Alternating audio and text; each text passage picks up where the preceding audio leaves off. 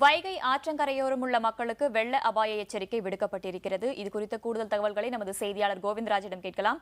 கோவிந்தராஜ், எந்தெந்த மாவட்டங்களுக்கு வெள்ள அபாய எச்சரிக்கை விடுக்கப்பட்டிருக்கு? வைகை அணையோட தற்போதைய நிலவரம் என்ன? திவ்யா, தற்போதைய நிலவரம் 66.8 அடியாக உயர்ந்துள்ளது.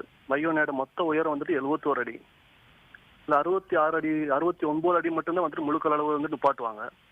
இப்போ 66 அடி எட்டியில் எடுத்து முதல் கட்ட வெள்ள அபாய எச்சரிக்கை வச்சிருக்காங்க. மதுரை, தேனி, திண்டுக்கல், சிவகங்கை, ராமநாதபுரம் பகுதி மக்களுக்கு.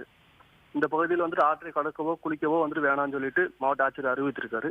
ஆற்றின் கரையோர பகுதிகளிலையும் பள்ளமான பகுதியிலும் வசிப்பவர்களும் மேடான பகுதிகளுக்கு செல்லவும் அறிவித்திருக்காங்க. கடந்த 2011ஆம் வருடத்துக்கு பின்பு இப்பொழுதுதான் வைகை அணை முழு கொள்ளளவை எட்டுகிறது. கோவிந்தராஜ், வைகை அணையொட்டி இந்த கரையோர மக்களுக்கு வெள்ள அபாய எச்சரிக்கை விடுக்கப்பட்டிருக்குன்னு சொன்னீங்க.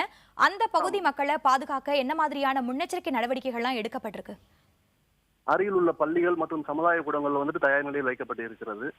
அந்தந்த பகுதி வட்டாட்சியர்கள் மற்றும் வருவாய்த்துறை, பொதுப்பணித்துறை அதிகாரிகள் அதுக்கான ஏற்பாடுகளை செய்திருக்கிறார்கள். கோவிந்தராஜ், சொல்லுங்க. அதற்கான மாவட்ட நிர்வாகம் எந்தெந்த மாதிரி நடவடிக்கைகளை எடுத்துக்கிட்டு வருது? மாவட்ட நிர்வாகம் வருவாய்த்துறை சார்பாக தற்காப்பு நடவடிக்கைகள் எடுத்திருக்காங்க. தண்டோரம் மூலமா அறிவிச்சிருக்காங்க. சமுதாய கூடங்களையும் பள்ளிகள்லயும் தங்குவதற்கான ஏற்பாடுகள் பண்ணியிருக்காங்க.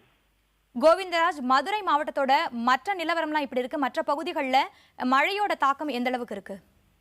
மதுரை மாவட்டங்கள்ல ஏற்கனவே அதிகப்படியான மழை பெய்திருக்கனால நேற்றே மதுரை மாவட்டத்தில் வெள்ள அபாய எச்சரிக்கை விடப்பட்டுள்ளது.